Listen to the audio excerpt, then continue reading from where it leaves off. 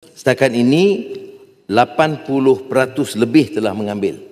Ada 20% yang belum, terutama di kalangan golongan kaya, termasuk saya harap menteri-menteri ada di parlimen yang ambil lah.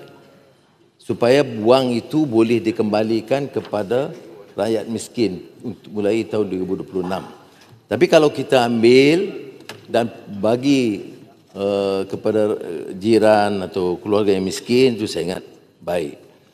Bagaimana kita agihkan? Sekarang ini sudah 2,000 kedai-kedai kecil yang dapat manfaat kerana melalui Aisara ini kita dapat juga kembangkan kedai-kedai kecil di kampung, di daerah kecil.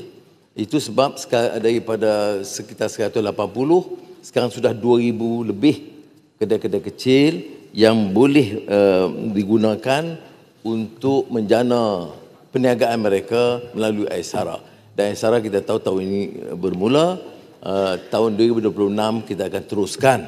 Dan saya yakin kalau keadaan baik, saya rasa Aisara ini di antara program yang disenangi rakyat kerana mereka boleh beli keperluan mereka dan memenuhi keperluan keluarga.